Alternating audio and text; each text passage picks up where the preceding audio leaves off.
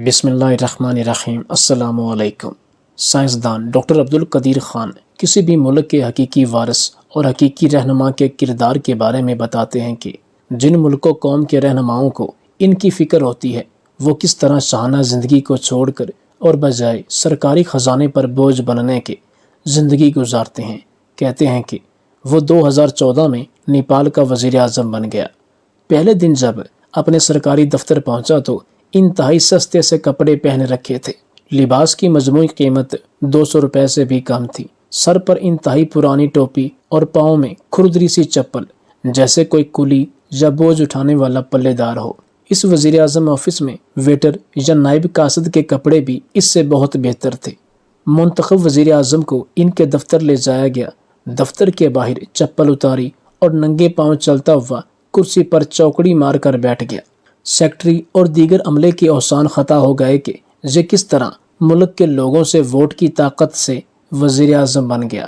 اگر کل کو کوئی دوسرے ملک کے افسران لیڈران آئیں گے تو یہ ان کے سامنے بھی ایسا ہی کرے گا، جس سے ملک و قوم کو شرمندگی کا سامنا کرنا پڑے گا۔ کچھ ہی دیر گزری کہ اس نئے وزیر اعظم نے فائلیں منگوائیں اور بڑی محنت سے کام شروع کر دیا۔ سیکٹری 2 گھنٹے اپنے کمرے میں انتظار کرتا رہا کہ باس اب بلائے گا یا اب۔ اس نے کئی بار چپڑاسی سے پوچھا کہ مجھے وزیر اعظم نے تو نہیں بلایا۔ چپڑاسی شرمندگی سے جواب دیتا تھا کہ نہیں، ابھی تک تو انہوں نے کسی کو بھی بلانے کے لیے نہیں کہا۔ پورا دن گزر گیا۔ وزیر اعظم سشیل کورالا سرکاری کام ختم کر کے واپس چلا گیا۔ آفس کے عملے کو سختی سے منع کیا کہ کوئی بھی اسے خوش آمدید کہنے یا خدا حافظ کہنے نہ آئے، یعنی اس نے ہر طرح کے پروٹوکول کو ختم کر دیا۔ اسی صورتحال میں ایک ہفتہ گزر گیا اور تمام عملہ فارغ بیٹھا رہا۔ وزیر اعظم ٹھیک 8 بجے صبح دفتر آتا، رات گئے تک کام کرتا اور پھر اپنا کام ختم کر کے واپس چلا جاتا تھا۔ ایک ہفتے بعد سیکٹری نے کورالا کو چٹ بھجوائی کہ وہ اسے کسی سرکاری کام سے ملنا چاہتا ہے۔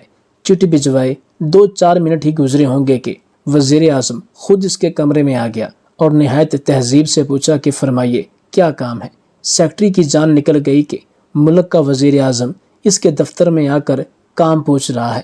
وہ اپنی کرسی سے کھڑا ہو گیا۔ لجاجت سے اس نے وزیر اعظم کو کہا کہ سر، قانون کے مطابق بطور وزیر اعظم آپ نے اثاثے ڈکلیئر کرنے ہیں۔ وزیر اعظم نے سیکٹری سے فارم لیا اور خاموشی سے اپنے دفتر میں واپس چلا گیا۔ شام کو فارم واپس آیا تو سیکٹری کی اثاثوں کا کاغذ دیکھ کر حیرت سے آنکھیں باہر ابل پڑیں۔ اس میں درج تھا، میرے پاس کوئی گھر نہیں ہے، کوئی گاڑی بھی نہیں ہے، میں بس سے سفر کرتا ہوں، کسی قسم کی کوئی جائیداد، پلاٹ، زیور، سونا، ہیرے بھی نہیں ہیں۔ جہاں تک زرعی زمین کا تعلق ہے، ساری زمین خیرات کر چکا ہوں اور اس وقت میرے پاس 1 ایکڑ زمین بھی نہیں ہے۔ میرا کسی قسم کا کوئی بینک اکاؤنٹ بھی نہیں ہے، میرے پاس کوئی رقم ہی نہیں ہے جو بینک میں رکھوں۔ میرے پاس صرف 3 موبائل فون ہیں، جن میں سے ایک آئی فون ہے۔ اس کے علاوہ میرے پاس کچھ بھی نہیں ہے۔ نیپال جیسا ملک جہاں سیاست اور کرپشن بالکل ہماری طرح لازم و ملزوم ہے، وہاں وزیر اعظم کے ڈکلیریشن فارم میں کسی قسم کے اثاثے نہ ہونا اچنبے کی بات تھی۔ سیکٹری اگلے دن تصدیق کے لیے صرف اس لیے وزیر اعظم کے پاس گیا کہ کہیں اس سے کوئی غلطی نہ ہو گئی ہو، مگر وزیر اعظم نے تسلی دی اور کہا کہ میں نے ڈکلیریشن فارم کے نیچے دستخط کیے ہیں، فکر نہ کریں۔ تھوڑے دن کے بعد کسی صحافی نے اخبار میں چھاپ دیا کہ یہ دنیا کا سب سے غریب وزیر اعظم ہے۔ اپوزیشن نے کہنا شروع کر دیا کہ یہ شاید جھوٹ ہے۔ کیسے ہو سکتا ہے کہ ایک ایسا شخص جس کے خاندان میں 3 وزراء اعظم گزرے ہوں اتنا مفلوق الحال ہوگا؟ اپوزیشن نے ہر طرح کی تحقیق کر ڈالی، مگر سشیل کورالا کی لکھی ہوئی باتوں میں کوئی شکم نہ نکال سکے۔ واقعی وزیر اعظم کے پاس کچھ بھی نہیں تھا۔ وہ معاشی قسم پرسی کا شکار تھا۔ ایک سرکاری دورے میں حکومت کی طرف سے اسے $645 ملے۔ دورے کے بعد اس نے یہ تمام ڈالرز سرکاری خزانے میں واپس جمع کروا دیے کہ اس کے دورے پر کسی قسم کا کوئی خرچ نہیں آیا، لہٰذا یہ ڈالر اس کے کسی کام کے نہیں ہیں۔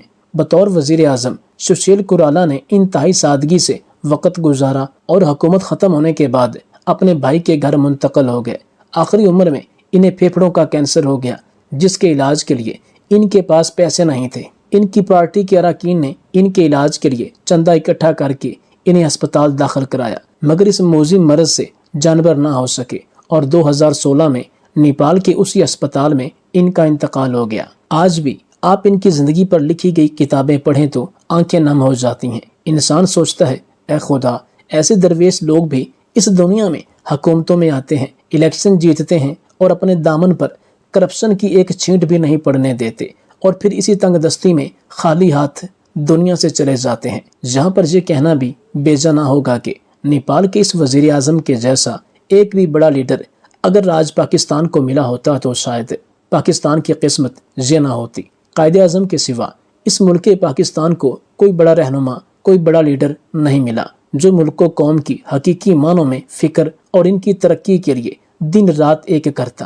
لیکن وزیر اعظم لیاقت علی خان میں یہ گن تھے کہ وہ پاکستان کو اس کے اصلی مقام تک پہنچا سکتے، لیکن انہیں ان کی مرضی سے نہ تو کام کرنے دیا گیا اور انہیں راستے کا کانٹا سمجھتے ہوئے وقت سے بہت پہلے ہٹا دیا گیا۔ اللہ تعالیٰ سے دعا ہے کہ وہ پاکستان کو بھی ایسے درویش، سیاستدان اور حکمران عطا فرمائے جو اپنی ذاتی عیاشیوں، فلیٹس، بنگلوں اور اپنے بینکوں میں ڈالرز کی فکر چھوڑ کر ملک و قوم کی فکر کریں اور حقیقی معنوں میں پاکستان کو اس مقام پر پہنچائیں جو علامہ اقبال کا خواب تھا، جس کے لیے قائد اعظم نے دن رات ایک کیے۔ اس میں کوئی دو رائے نہیں کہ پاکستان کا بننا اللہ تعالیٰ کے رازوں میں سے ایک راز ہے۔ اب بات کرتے ہیں پاکستان کے اس وزیر اعظم کی جن کی شہادت کے وقت نہ صرف ان کا اکاؤنٹ خالی تھا بلکہ گھر میں کفن دفن کے لیے بھی کوئی رقم موجود نہیں تھی، اور گھر میں ایسا کوئی سامان موجود نہیں تھا کہ جسے بیچ کر کوئی رقم حاصل کی جا سکے، ماں سوائے چند برتنوں، بستر اور چارپائیوں وغیرہ کے۔ وہ وزیر اعظم جس کے بارے میں قائد اعظم محمد علی جناح نے کہا کہ اگر اس ملک میں اس وقت میرا کوئی بازو ہے تو وہ لیاقت علی خان ہے، وہ میرا دایاں بازو ہے۔ سر لیاقت علی خان کی زوجہ اکثر لیاقت علی خان کو جب شام کو دیکھتی تو رونا شروع کر دیتی تھی۔ سر لیاقت علی خان جب شدید علیل ہو گئے تو جب ان کی باڈی کو اسپتال لے جایا گیا تو ڈاکٹرز کو اپنی آنکھوں پر یقین نہیں ہوا کہ سامنے پڑا شخص کوئی مزدور ہے یا اس ملک کا سب سے مضبوط سربراہ۔ حتیٰ کہ اسپتال کا پورا عملہ اور لیاقت علی خان کے ساتھ جو لوگ موجود تھے سب کے سب رونے لگے۔ ان سب کو اپنی آنکھوں پر یقین نہیں آ رہا تھا، کیونکہ دوستو وہ درویش اور فرشتہ نما وزیر اعظم کون تھا؟ چلے ہم آپ کو بتاتے ہیں۔ ناظرین کرام، جس وزیر اعظم کی ہم بات کر رہے ہیں وہ پاکستان کے پہلے وزیر اعظم لیاقت علی خان ہے۔ سر لیاقت علی خان نہ صرف متوازن ذہن اور دھیمے مزاج کے پرخلوص سیاستدان تھے بلکہ دل آویز شخصیت کے بھی مالک تھے۔ جب ہمارے محترم قائد کا انتقال ہوا تو اس کے بعد لیاقت علی خان نے اپنے سیاسی تجربے اور پختہ عزم و استقامت کی بدولت نہ صرف ملک کو سنبھالا بلکہ دستور ساز اسمبلی سے قرارداد مقاصد منظور کروا کے پاکستان کے آئین کو کتاب و سنت کا پابند کر دیا، اور اس کو منظور کروانے کے بعد شہادت ان کا مقدر بن گئی۔ یعنی سیدھے الفاظوں میں اگر ہم بات کریں تو انہوں نے پاکستان کی سلامتی کی خاطر اپنی جان بھی قربان کرنے سے گریز نہیں کیا۔ جیسے ہی سر لیاقت علی خان نے پاکستان کے آئین کو کتاب و سنت کے مطابق پابند کروایا، اس کے منظور ہو جانے کے بعد ایک پروپیگنڈا ان کے خلاف شروع ہو گیا، جس کے نتیجے میں انہیں شہادت کا درجہ نصیب ہوا۔ اس بات میں بھی چند پوشیدہ راز ہیں۔ شاید آپ کو جان کر یہ جھٹکا لگے کہ جب لیاقت علی خان قرآن و سنت کے مطابق پاکستان کا آئین بنوانا چاہتے تھے تو انہیں اس وقت اسلام دشمنوں نے ایک بہت بڑی رقم کی آفر کی کہ آپ اس آئین میں سے 2 شقیں ختم کروا دیں، ان کی جگہ کچھ اور لکھوا دیں تو ہم آپ کو اتنی رقم دیں گے کہ پاکستان کو کبھی کسی سے قرض لینے کی ضرورت نہیں پڑے گی۔ لیاقت علی خان نے کہا کہ جن 2 شقوں کی آپ بات کر رہے ہیں انہی پہ تو پاکستان قائم ہوا ہے، اور یہ کیسے ممکن ہے کہ جس کے نام پر پاکستان بنا ہے اسی کو دھوکہ دیا جائے اور یہ ضروری 2 شقیں ہٹا دی جائیں۔ رہی بات رقم کی تو جس نے یہ ملک بنوایا وہ اس کی حفاظت بھی کرے گا اور اسے ترقی یافتہ ملکوں کی صف میں ضرور شامل کرے گا، کیونکہ ہمارا ایمان ہے کہ ترقی اور تنزلی دینے والی ذات صرف ایک ہے۔ ناظرین کرام، یہاں یہ باور کرانا بھی بہت ضروری ہے کہ جیسی عوام ہوگی ویسے ہی حکمران ہوگے۔ اس وقت کی عوام درد دل رکھنے والے لوگ تھے، ایک دوسرے کا خیال رکھنے والے لوگ تھے، ایک دوسروں کی عزت کو عزت سمجھتے تھے، ماں، بہن، بیٹی کی تمیز رکھتے تھے، بے ایمان نہیں تھے، حرام کھانا سگے بھائی کا خون پینے کے مترادف سمجھتے تھے۔ اس وقت کی عوام اچھی تھی، لہٰذا اللہ تعالیٰ نے پاکستان کو قائد اعظم محمد علی جناح، ڈاکٹر علامہ محمد اقبال رحمۃ اللہ علیہ، سر سید احمد خان اور لیاقت علی خان جیسے عظیم لوگ پاکستان کی باغ ڈور کے لیے چنے تھے، اور اس میں کوئی دو رائے نہیں کہ یہ عظیم لوگ تھے، لیکن ان کو اندرونی اور بیرونی سازشوں نے ہمیشہ کے لیے ہٹا دیا۔ دوستو، 1943 میں مسلم لیگ کا کراچی میں اجلاس جاری تھا، جس میں قائد اعظم نے لیاقت علی خان سے متعلق تاریخی الفاظ دہراتے ہوئے کہا کہ لیاقت علی خان میرا دایاں بازو ہیں، انہوں نے اپنے فرائض کو ادا کرنے میں دن رات ایک کر دیا، اور شاید کسی کو اس بات کا اندازہ بھی نہیں ہے کہ انہوں نے کتنی بھاری ذمہ داری سنبھالی ہوئی ہے۔ ان کی اسی ایمانداری اور دیانتداری کی بدولت سب مسلمان نہ صرف ان کی عزت کرتے ہیں بلکہ ان پر اعتماد بھی کرتے ہیں۔ دوستو، ہمارے قائد محترم نے لیاقت علی خان کو خراج تحسین پیش کرتے ہوئے مزید کہا کہ لیاقت علی خان اگرچہ خاندانی طور پر نواب زادہ ہیں، لیکن عملی طور پر وہ ایک عام انسان کی طرح ہی کام کرتے ہیں۔ مجھے امید ہے کہ دوسرے نواب بھی ان کی پیروی کریں گے۔ پھر کہا کہ جس طرح میں نے لیاقت علی خان کو دن رات ایک کر کے کام کرتے ہوئے دیکھا ہے، اگر کوئی اور دیکھ لے تو وہ یقین نہ کرے کہ یہ نواب ہے۔ اس شخص نے اپنے آپ کو اس ملک و قوم پر قربان کر دیا ہے، اپنی آسائش سے اپنے آرام کو پس پردہ کر کے فقط پاکستان اور اس قوم کی فلاح کے لیے یہ آدمی دن رات کام کر رہا ہے، اور میں جب اس کو دیکھتا ہوں تو مجھے دلی طور پر سکون ملتا ہے کہ انشاءاللہ تعالی پاکستان جس مقصد کے لیے قائم کیا گیا ہے وہ مقصد ضرور پورا ہوگا، کیونکہ جب سربراہان نیک نیتی سے ایمانداری سے کام کریں گے، محنت کریں گے، تو عوام بھی اپنے فرائض حقوق کو ذمہ دارانہ طریقے سے انجام دیں گے، اور وہ دن دور نہیں کہ پاکستان دنیا میں ایک ابھرتی ہوئی طاقت کے طور پر جانا جائے گا۔ دوستو، سر لیاقت علی خان میں ایک خوبی یہ بھی تھی کہ وہ اپنے یا کسی اور کے اختلاف رائے سے قائد محترم کو پہلے ہی آگاہ کر دیتے تھے، اور پھر جناح جو بھی فیصلہ کرتے ان کے فیصلے پر ہی عمل کرتے۔ قائد اعظم محمد علی جناح کو کھرے کھوٹے کی پہچان کرنے میں بہت مہارت تھی، اور اسی مہارت کی بدولت انہوں نے لیاقت علی خان کو پاکستان کے پہلے وزیر اعظم کے طور پر چنا، اور پھر دنیا نے دیکھا کہ اس اعزاز میں کوئی بھی ان کی برابری نہ کر سکا۔ سر لیاقت علی خان کا تعلق بھارت کے ضلع کرنال سے تھا، اور ان کا شمار اپنے علاقے کے سب سے بڑے جاگیردار اور نوابوں میں ہوتا تھا۔ اس وقت لیاقت علی خان اور ان کے والد کا مقابلہ کرنے کے لیے کوئی دوسرا سردار نواب نہیں تھا۔ ان کے پاس دنیا کی ہر وہ آسائش تھی جو کہ ایک بڑے سربراہ کسی بھی ملک کے صدر کے پاس ہوتی ہے، لیکن یہ خاندان اس قدر عاجز تھا کہ کبھی کسی کو ایک کانٹے کے برابر بھی نقصان نہیں پہنچایا۔ اس میں کوئی شک نہیں کہ صحبت کا گہرا اثر ہوتا ہے۔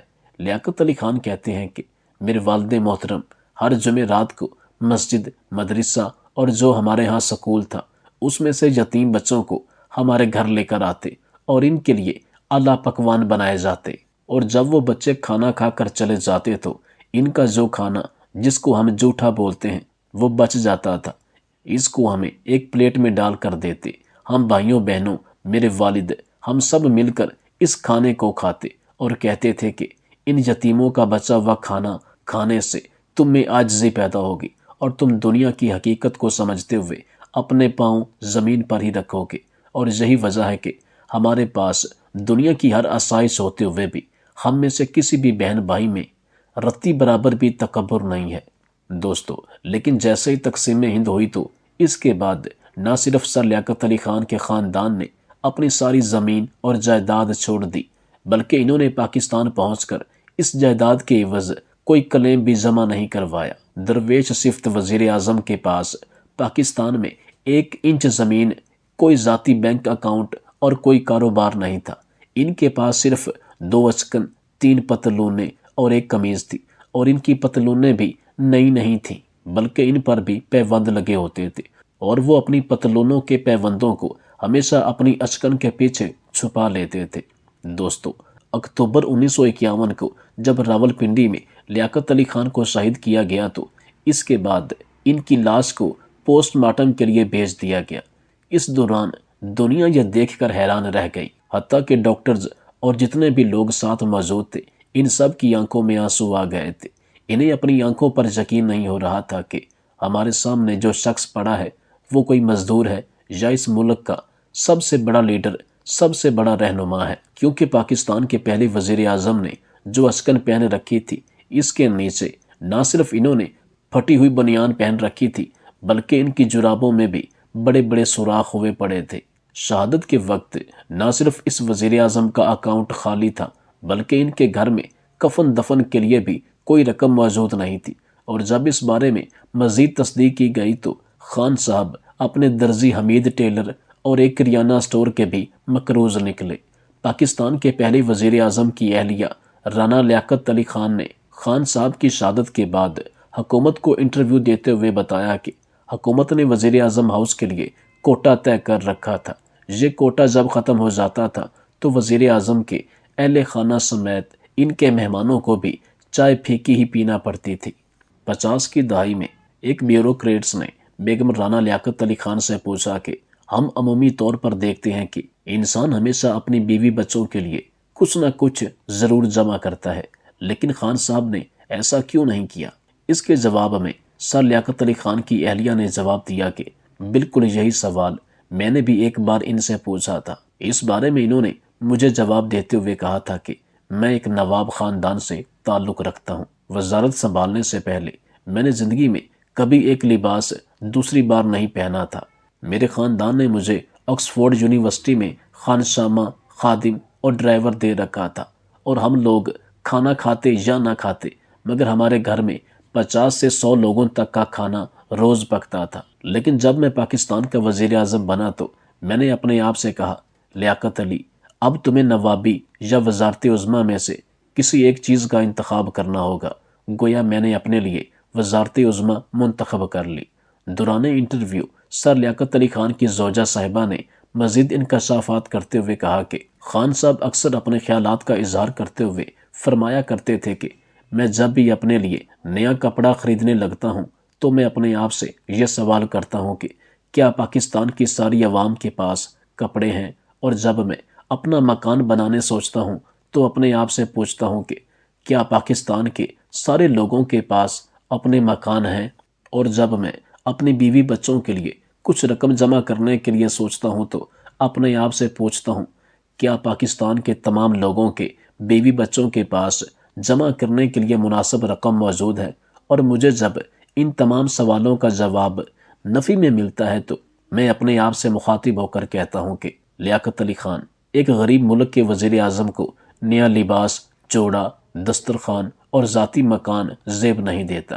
ناظرین کرام، ویڈیو کے آخر میں ہماری اللہ تعالیٰ کے حضور حسرت بھری دعا ہے کہ یا اللہ، تاریخ پاکستان کو ایک دفعہ پھر اس موڑ پر لے آئی ہے جسے سر لیاقت علی خان جیسے درویش صفت وزیر اعظم کی اشد ضرورت ہے۔ ہمیں ایک بار پھر معجزاتی طور پر ایسا ہی حکمران عطا فرما جو عیش و آرام سے کوسوں دور رہتا ہو اور اس کی زندگی سادگی کی ایک عظیم مثال ہو، اور بدقسمتی سے ہمارے پاس جو اس وقت حکمران ہیں، سربراہان ہیں، عہدے داران ہیں، بیوروکریٹس ہیں، جرنیل ہیں، سیاستدان ہیں، ججز ہیں، ان سب کو ابدی ہدایت عطا فرما۔ انہیں ملک و قوم کی حقیقی معنوں میں فکر لاحق کر دے تاکہ یہ لوگ ذاتی عیاشیوں سے نکل کر اس ملک و قوم کی فکر کریں اور اس ملک پاکستان کو دنیا کی عظیم قوموں میں شامل کرنے میں اپنا اپنا کردار ادا کریں۔ ان کو اس ملک میں بسنے والے عوام کا خیال ہو، یہ اس عوام کا درد دل رکھنے والے ہوں، نہ کہ صرف اپنے بچوں کو اعلیٰ تعلیم دلوانے کے لیے باہر کے ممالک میں بھیجیں، اپنے اور اپنی نسلوں کو سنوارنے کے لیے ملک اور ملک سے باہر بیرون ملکوں میں فلیٹ خریدیں، جائیدادیں بنائیں، جزیرے خریدیں۔ ان حکمرانوں کو بھی سر لیاقت علی خان جیسی سوچ پیدا کر دے کہ ان کو بھی کوئی زمین، جائیداد، کپڑا خریدتے وقت یہ یقین رہے، یہ سوچیں کہ کیا ہمارے اس ملک میں بسنے والی عوام کے پاس یہ ساری سہولیات موجود ہیں؟ اگر نہیں ہے تو ہمیں بھی کوئی حق نہیں پہنچتا۔ سر لیاقت علی خان کے جیسے عظیم لوگ، عظیم سربراہان، عظیم قیادت عطا فرما اور پاکستان کی حفاظت فرما، اسے اندرونی اور بیرونی حاسدوں، دشمنوں سے محفوظ فرما۔